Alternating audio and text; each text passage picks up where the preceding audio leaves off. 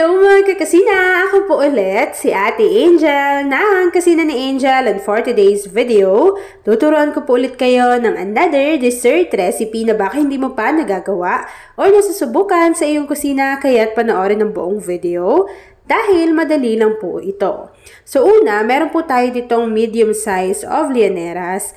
Tapos po, nilagyan ko lang ito ng 2 tablespoons of white sugar. So pwede kayong gumamit ng white or washed sugar. Tapos po, lulutuin lang muna natin yung ating sugar sa pinakamahinang apoy para maiwasan na maging mapait yung ating sugar. So in short, ika-caramelize lang muna natin yan. So ako po, nag-caramelize ako ng 3 medium size of lianeras. And then, kapag na-caramelize na natin yung ating sugar, is-set aside lang natin to bago gawin na po natin yung next procedure. After po natin ma-set aside yung kinaramelize nating sugar sa isang kasirola, naglagay lang po tayo dito ng 4 tablespoon ng glutinous rice flour at susundan lang po natin ito ng isang sachet or 24 grams ng buko pandan jelly powder. Kapag nailagay na natin yung ating dry ingredients, haluin lang po natin ito hanggang sa mag-combine at tunawin na po natin ito sa 3 cups of water. So ako po, ang ginawa ko, tinunaw ko muna talaga ng maigi yung ating mga dry ingredients para po mamaya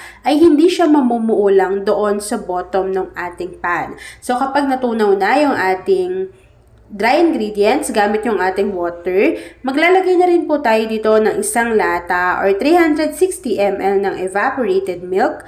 After adding ng ating evaporated milk, naglagay lang din po tayo dito ng isang lata or 390 grams ng buko pandan condensed milk.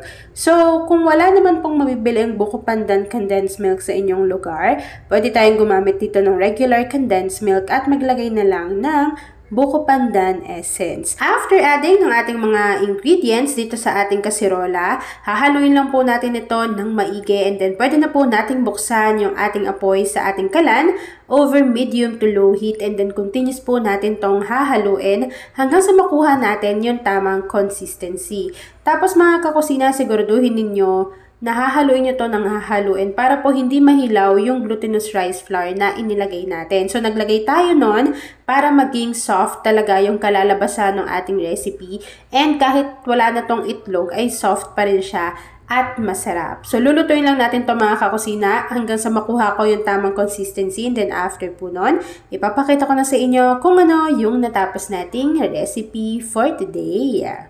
At ayun na nga mga kakasina, kapag nakuha na po natin yung ganitong consistency, yung napapansin niyo na medyo kumakapal na yung consistency ng ating mixture and kumulo na po ito, pwede na natin i-off yung apoy sa ating kalan at direct po natin itong isasalin doon sa ating mga lianeras. Kapag naisalin na natin to dito, hintayin lang po natin tong mag-set, mag-firm and lumamig, and then after po nun, papakita ko na sa inyo kung ano yung ating recipe for today.